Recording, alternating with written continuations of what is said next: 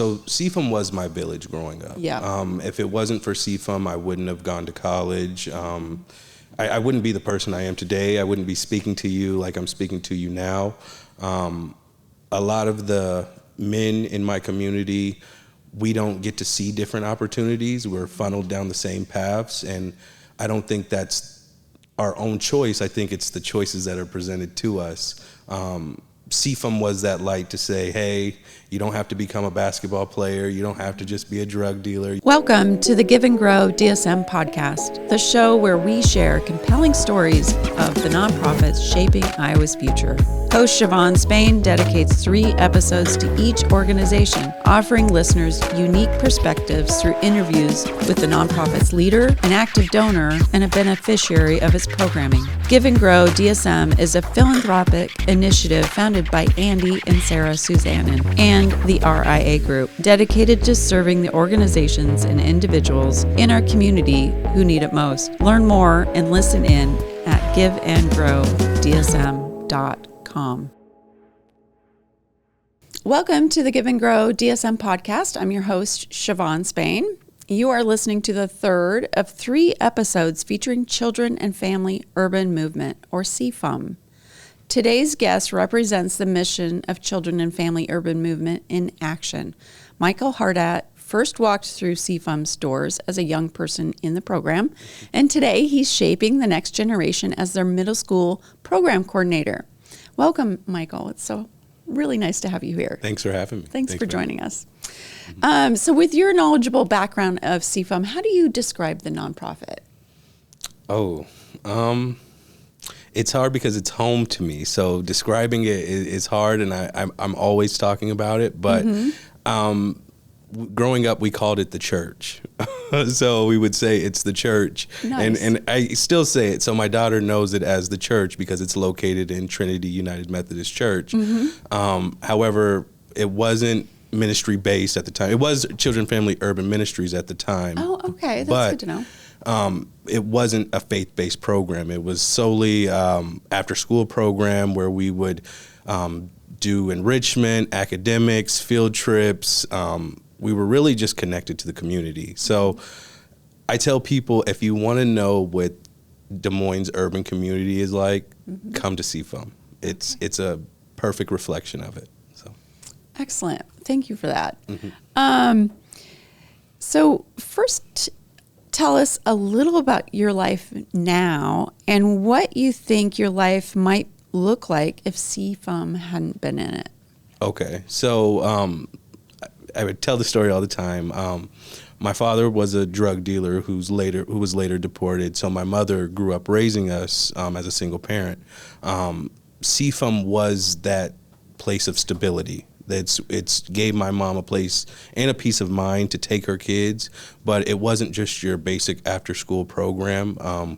We were doing college visits. I was meeting with board members at age 5, and a lot of this has to do with Carmen Lampe-Zeitler, who was the founder and former director, but she was very intentional of building community. So, oh, that's excellent. So, if CFUM wasn't there, what do you think your life would be like now? Because you've gone through, you're getting your master's right now. You've come back to work for CFUM. You've done a lot in your life so far. And what do you think that would be like if CFUM wasn't there for you? So CFUM was my village growing up. Yeah. If it wasn't for CFUM, I wouldn't have gone to college. I wouldn't be the person I am today. I wouldn't be speaking to you like I'm speaking to you now. A lot of the men in my community, we don't get to see different opportunities. We're funneled down the same paths, and I don't think that's our own choice. I think it's the choices that are presented to us. CFUM was that light to say, hey, you don't have to become a basketball player. You don't have to just be a drug dealer. You don't have to become a rapper. There's other ways of expressing yourself, and you can go to college. You can dream beyond what you see in your neighborhood. So, yeah, that sounds fantastic. So without CFUM, I would probably be lost in the sauce. Gotcha. At what point did CFUM shift from being a place you attended to a place that shaped who you are? Ooh. Does that make sense? Like, yes, she had to go there after school because it was a necessity, but then when did it kind of click in a little bit more about you being more present in the program? Yeah, so when I was in 5th grade, we were at Moulton, because Trinity's right across the street, and we were reading about a young man who was building wells in Uganda at the time. And me and a buddy of mine had an idea of how can we inspire this same type of change. So I knew what I was going to do. I was going to go tell Carmen. I had to tell Carmen my idea. And so we go and we tell her this idea, and she's like, well, you know what, Michael, that's very powerful. We can work something out. And at the same time, the Dr. King Memorial was being built. So it actually became a campaign where we raised money to send to Africa and to the Dr. King Memorial. So it was then when Carmen kind of showed me and my friend at the time that you're not just two little boys, at school. You have a voice. And then just to see that we had people from principal donating, the community really rallied behind us, and we felt like we were seen at the time. So I would say that right there was the shift, and it became a really big event. There's news articles over it. But yeah, that was the moment where CFUM wasn't just an after-school program. It was giving me a sense of identity. So, yeah, it seemed like a partner. Yeah. I wasn't just a student in the program. I was a partner at that time. And Carmen made it, and she was very intentional about bringing the kids to fundraising events. We were performing plays, reading poems, talking to legislators at 5, 6, 7. So, yeah. That's awesome and so powerful. It is. I do think kids get underrated for what they can bring to of course. The moment. Just seeing it through my own daughter, it's just like they're hungry to be involved and step up and be included. So that's exciting to hear what an experience you had. So that memorial was in DC, and you raised a bit of money, right? Yep. So I think at the time it was $5,000, and I think we sent half to Child Serve and then the other to the Dr. King Memorial. That's huge. So yeah, at the time. And then so the beautiful thing about it, at a fundraiser, when I recently come back at our most recent summer fundraiser, I was telling this story, and a woman in the crowd, her face kind of turned. Yeah. And then so, I walked up to her, and she comes up to me and she says, I think I'm the one that sponsored you to go on your trip to DC. So we actually got to go to the dedication. And so just for that to come full circle just last year was very powerful. So wow. Mm-hmm. Yeah, it just proves like it doesn't matter where you are. There's hope out there for right. And I'm so glad CFUM's there for our kids in Des Moines. So I'm glad you shared that story, because I was going to ask you about that. Have you done something similar since? Like, what did that specific experience do? Like, where did that lead? Did you continue having like big dreams and being able to achieve them? Was that? Of course, yeah. Like CFUM laid the foundation for me to go to school, because it was kind of enforced. So, one, I was able to go to Iowa State, graduated from Iowa State with a degree in communications. I then went on to work at the Evelyn K. Davis Center. Right. Okay. So I was working at the Financial Empowerment Center. I was a financial coach for a small stint of time. So it's just really given me the position to be able to be active in my community. So yeah, the dream's still living. And now I'm the middle school program coordinator.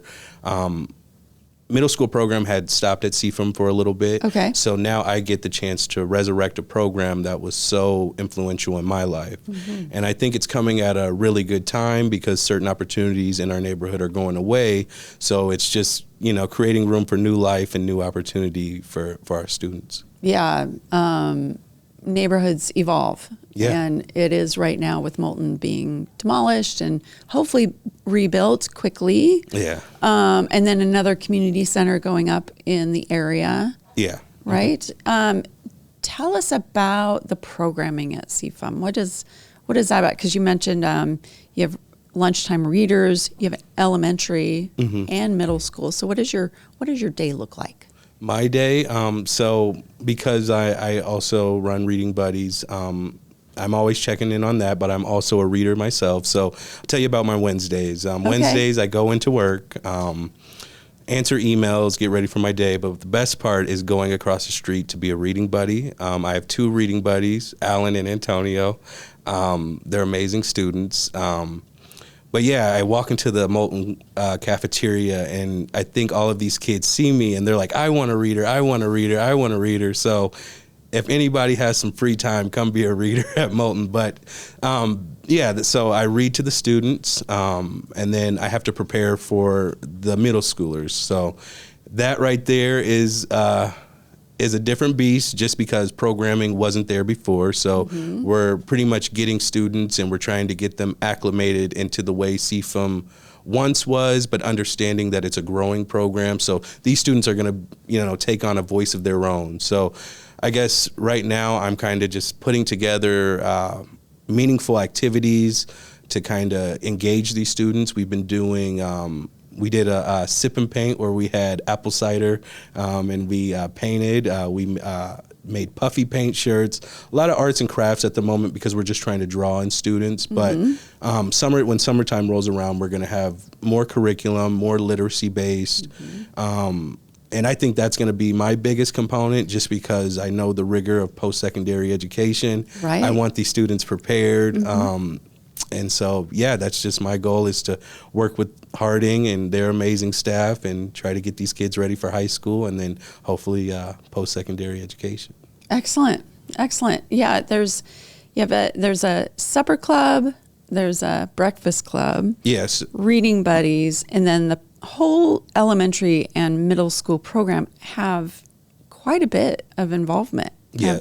Outside and exercise, but also academic. They get a whole full hour of extended academics in the program as well, which is a priority, as you mentioned, is like giving them extra boost in their school and learning. Okay. Share a story. Can you share a story about a student that reminds you of yourself?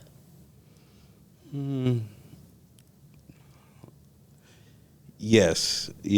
And so this is working with the elementary students, and it's so hard to work there and not see myself. I see myself every day that I'm there, but really my reading buddies I see myself in, because he has a little brother.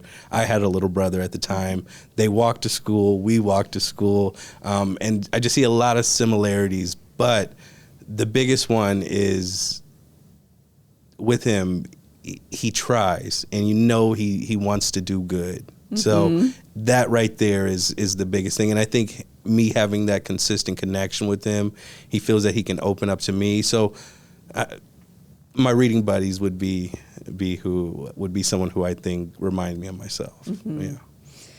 Yeah, so you have volunteer opportunities in that. And I think during your breakfast and supper club, is that right as well? So the volunteer opportunities we have available is you can come help serve a dinner at CFUM during our supper club, which is a community meal open to the entire public.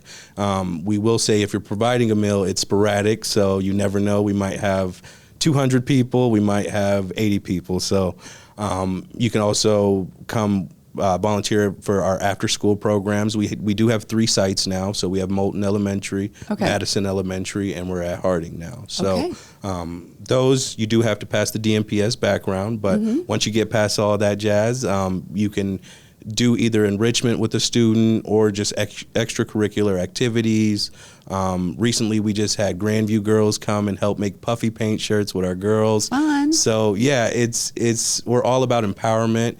And I guess the biggest thing that I want to bring is the community building, because that was so influential in my upbringing. And I think we're losing that as a society, is the community aspect. So, yeah. I'm so glad you brought that up, because I have that understanding as well. And I think that is part of the success of CFUM, is that sense of community, and how important that is for people to have connection. Yes. And that consistent connection, and not just like a wave, but really know one another, Right. and spend time with them. I loved interviewing Nikki because she was saying how long she's been involved and showing up, and not just giving money and saying like, oh, they should be doing this and I hope it goes well, but actually like contributing time and getting to know the community. Yeah. So is Moulton, is that neighborhood considered River Bend, or tell people where it kind of get a picture of the neighborhood? It's I would say it is considered River Bend, but it's also in between Mondamon. We're also part of the Mondamon area corridor. So okay. we're nestled in the heart of Des Moines. So it's pretty much right next to downtown is the best way I can describe it. Yeah. It has a nice when I went over to visit it had a nice presence and welcoming, the CFUM community and Moulton. It's very welcoming. So as the my previous role as the volunteer coordinator, I got a call from two previous volunteers, Bonnie and Tony Salem. Amazing people. They were telling me that they're getting to the stage where they no longer can come and volunteer because of age. And it really hit me because Tony was making French toast for me growing up. So that's the type of relationships we build. It wasn't, when he told me that, I almost teared up. Yeah. And I'm feeling it now just because I watch this man every day, and then to finally say after almost 30 years that, hey, I can no longer come and do this. It's powerful. Wow. Yeah. That's really great. I bet we have listeners that can spare a few hours out of their week to help out. Yes, because it's real community. Yeah. It's not just something you see on social media. You will come there, and it's hard not to become invested. For example, I was connecting a reader to Reading Buddies, and we walk into the cafeteria, and a young girl comes up to him, and she's like, oh, he's going to be my reading buddy. He's going to be my reading buddy. And he looked at me with just like, how do I get this girl to be my reading buddy? Yeah. You know, how do I become more invested? And that just was always the reality at CFUM for me, is people want to be a part of it. And it doesn't matter what walk of life. We've had CEOs, and we've had people who have literally ride their bike to work and live on the streets, work at CFUM. So you never know what you're going to encounter. It's a safe space. Everybody's always safe. You're going to get fed. Kids are going to get educated. And then we're going to talk about how we can make the community better, how we can do better in our communities. So it's empowerment at its core, and it's authentic. Yeah, that's CFUM for you. That sounds pretty amazing. Good job. Yeah. Do you worry about the Moulton transformation in that time frame? I'm extremely worried just because I grew up in that neighborhood. Seems pretty disruptive, right? So I'm watching my elementary, middle school get demolished. Yeah. I'm watching the YMCA that I swam at with my friends in the community for years. It is. I'm hoping that there is a strategic plan to get Moulton back up and running, and I hope the commitment is there because that community is owed that commitment. But yeah, I am worried, and I would like to see a little bit more communication of what's going to happen and how we're going to get things done, or at least a commitment, from the city, from DMPS, from the city and DMPS, because now we're busing kids to the south side from central Des Moines. I think someone said it's about a 30-minute commute with traffic, and it is. Yeah. And then if, just thinking of like if a parent can't take their kid to school, what does that look like for us? Because now, with the school being there, that was the big draw. And just knowing my mom, if we were growing up in the neighborhood, we would be going to the Reichert Center because that's the new right building there, and why wouldn't you take your kid there? So what does that look like for existing community programs? Is the city going to make a commitment to bus kids to a certain location to where they could still access this?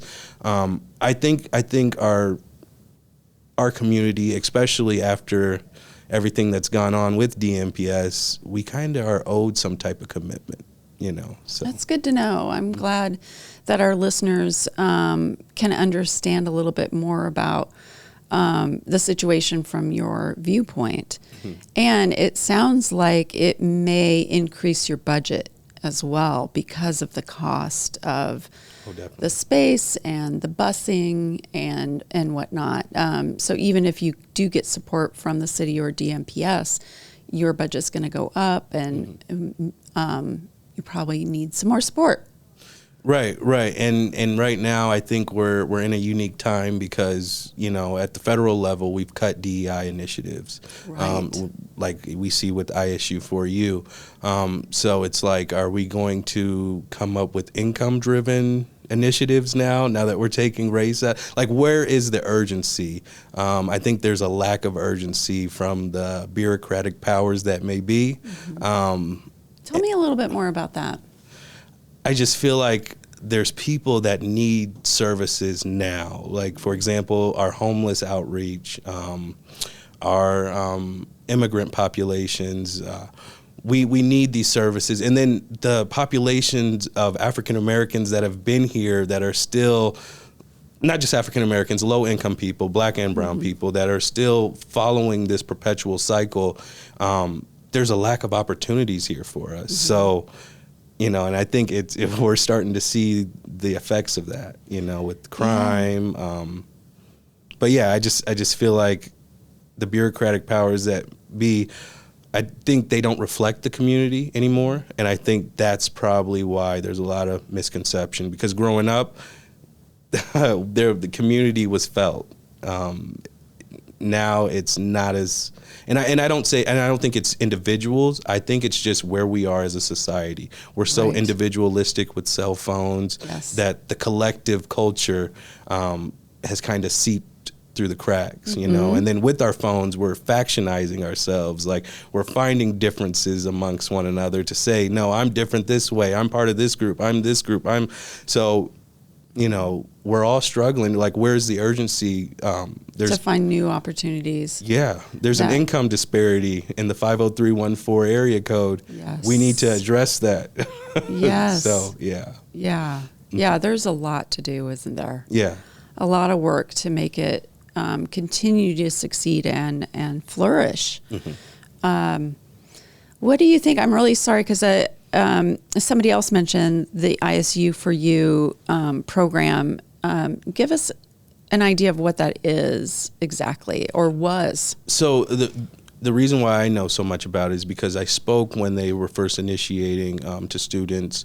It was a free tuition promise for kids that went to Moulton and that went to King and Moulton Elementary. So, and it promises free tuition. Now that it stops this year, I believe. So the next incoming kindergarten class will not get that access to that. So yeah, it's very heartbreaking to see that there was once this opportunity that was presented to us, and then now it's gone.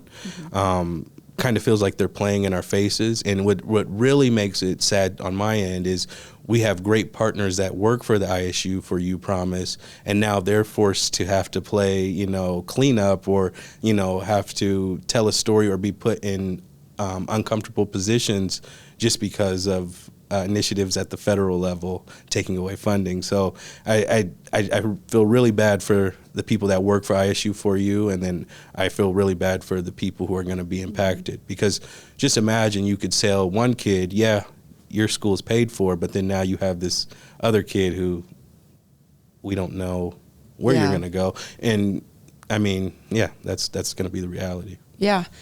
So just put in really basic terms, kind of going back to just really spelling it out. Why are those type of programs important for this neighborhood especially? Okay. For example, like I said, my parents had me while they were in high school. My dad dropped out in middle school. My grandma does not know how to read. Her mom, we just did an ancestry. The highest grade level she ever completed was the 8th grade. So there's populations of people where education is not pushed.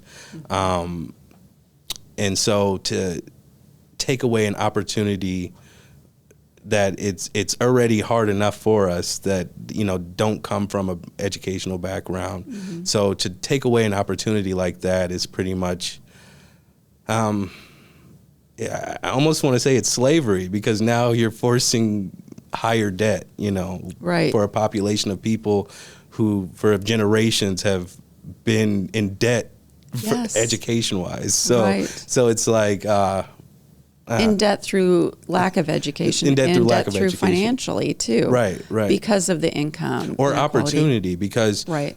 if we look, there's been a boom of crime in our neighborhood, but where's the opportunity for these people in our neighborhoods? Yeah. Where are the jobs? Where are the trade programs? And they're there. I'm not saying that it's just a lot of these places look homogeneous when you go there. Black and brown people are not, in those positions. In the mix. And I think that's what's causing everything to spiral out. We're going to places and we're feeling like we don't belong. I mean, even downtown, everywhere high black and brown people or high amounts of black and brown people congregate, it gets shut down, maybe because of fights, violence, or whatnot. But that can't be the case all the time, no? Right. And we can't be the only populations doing that.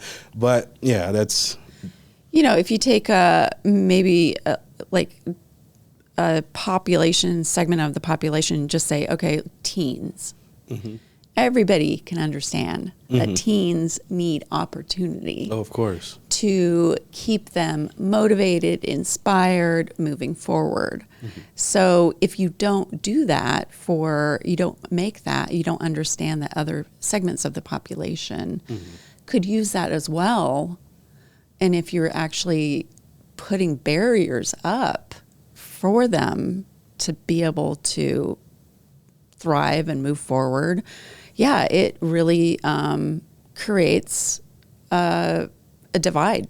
And It's a divide and a vacuum. I Right. would say it's a vacuum of the lack of opportunity. And then I think there's also a stigma too, because I don't know if you've noticed, every high prominent minority leader becomes a spectacle. For example, like Dr. Roberts, which I'm half Guyanese, so it hit a little bit different for me, because I bet two things can be true at once. Yes. He wasn't qualified, and shame on him for getting that far, and we got to hold him accountable for that. Yes. But he was an amazing leader in the community, and the students will tell you he was making change and he was pioneering change. So it's just two things can be true at once. And, Absolutely. And it just seems like every time we are in the spotlight, we're made into a spectacle. And yeah. So many things, right? So many things that we have to, change and address and look at. What are things that companies or businesses or other schools can do to help in this time?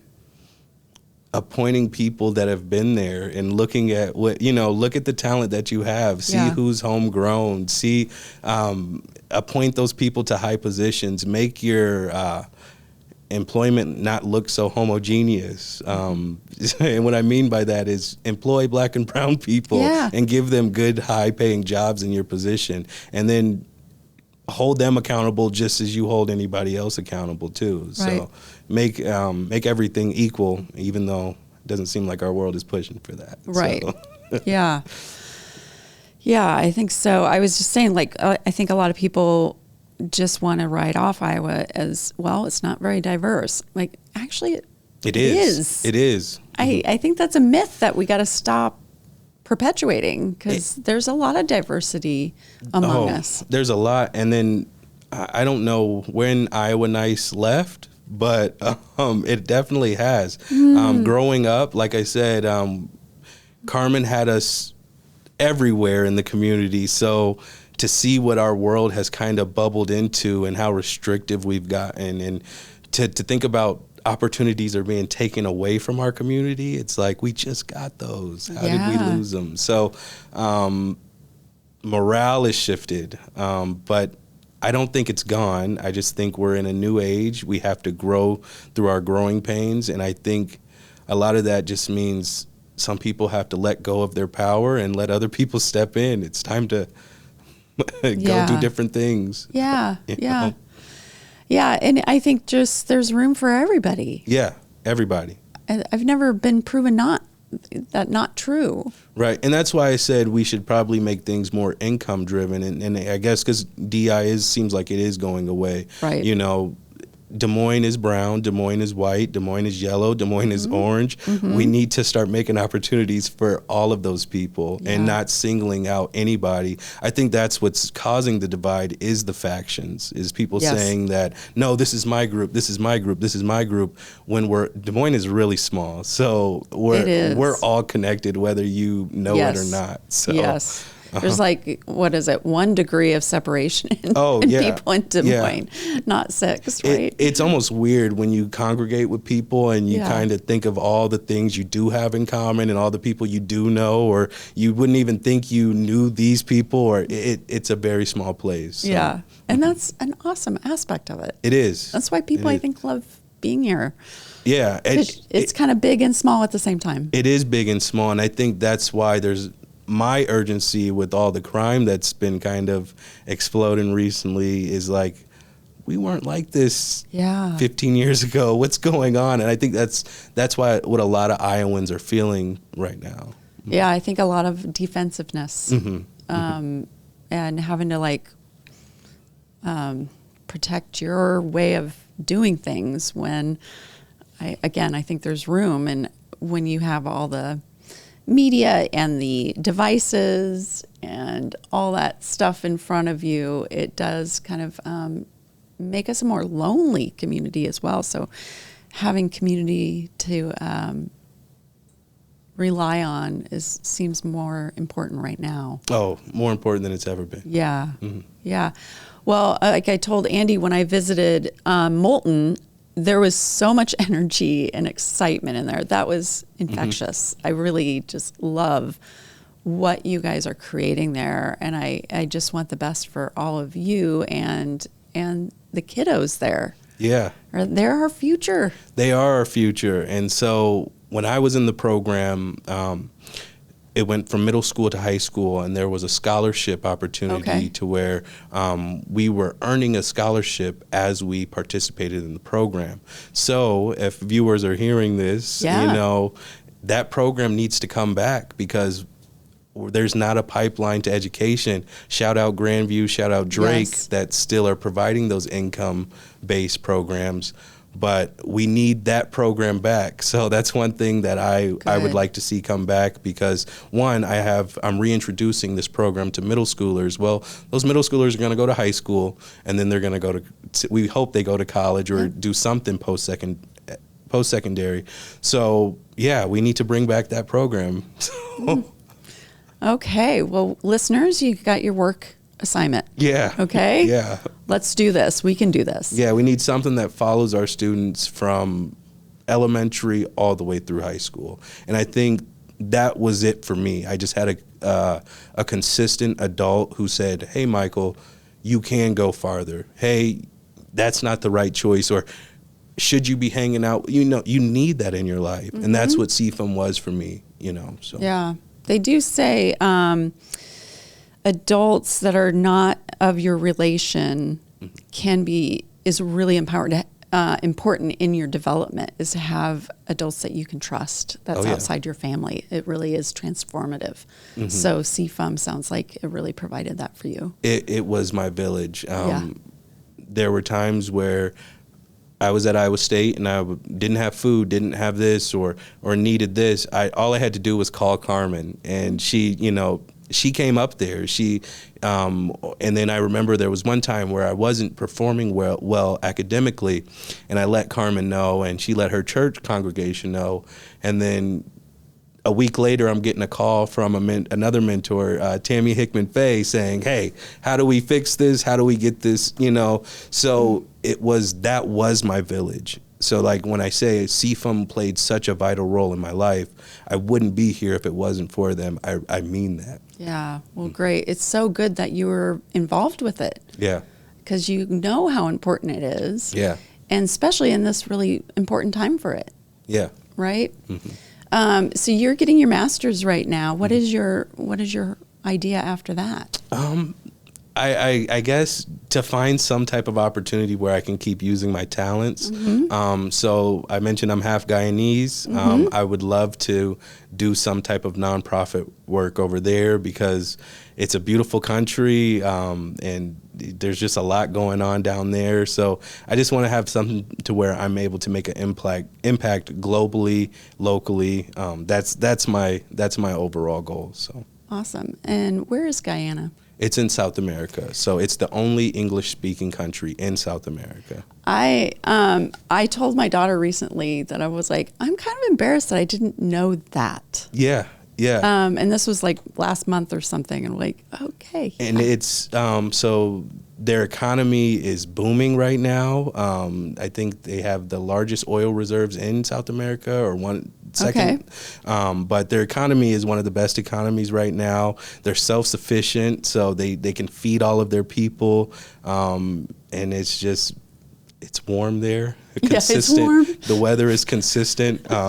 So not to say that I don't like being here in Iowa. It's just that's where my family's at, and I guess that's where I want to make an impact. That's understandable. Last year, Andy actually helped donate laptops or tablets to some of my family down there that is going to school and stuff like that. So if I could have some type of outreach where I'm giving to those countries, or to a country like Guyana, that's kind of like my goal. Yeah, expanding that community. Yeah. Right? Because that's those connections near and far are so important these days. Yeah. Yeah. So if some listeners to this episode wants to take action, I think that we gave them a lot of ideas. Yeah, CFUM.org. Yes. Come go look there and see what volunteer opportunities are there.